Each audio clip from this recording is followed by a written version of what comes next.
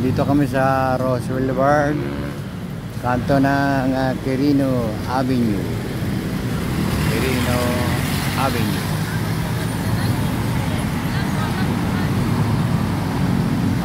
Pagkapahilot ako, pahilot ko yung likod ko.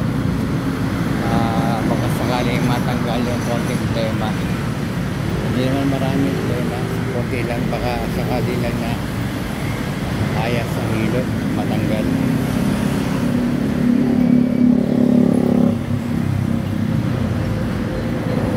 Ang pangalan ng manghihilot ay si Dong daw ang pangalan niya. Si Pinain. Nahilot ko yung isang daliri sa kaliwa ng kamay ko, yung tuturo. Hindi pa bumabalik sa dating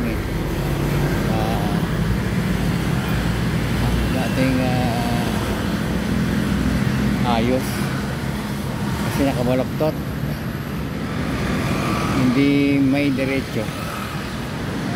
Nakadalawang hilot na ako, siguro hindi mabibigla. Babalik-balik ang si Dong. Baka sakali na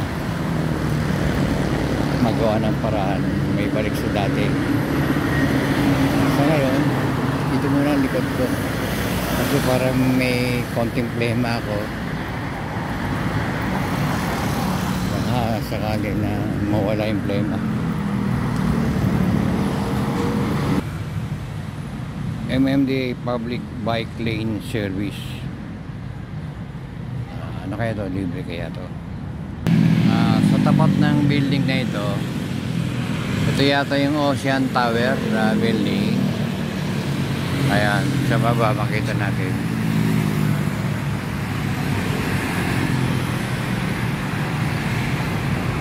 Ayan, Ocean Tower condo. Dito makikita si Dong, yung manghihilot. Maraming manghihilot dito, pero mula sa Quirino siya yung mauna makikita manghihilot dito sa lugar na to. So dito ako magpapahilot kay Dong. Parang wala yata siya, pero no, yung asawa yata nandito, may alaga silang aso.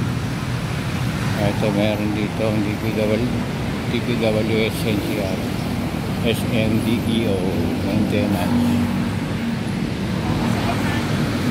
Message massage hilot reflex. Ayan, may cellphone number, siguro home service. Ayan ang home service niya, 0916-172-9046.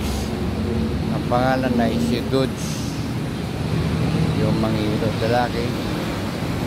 So kung nangangailangan kayo ng manghihilot, home service, ayan, tawagan nyo po yan or text nyo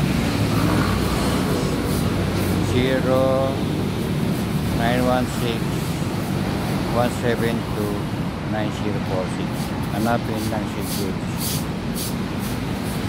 Okay, wala pa si Dudes, si Dong wala, hintayin natin.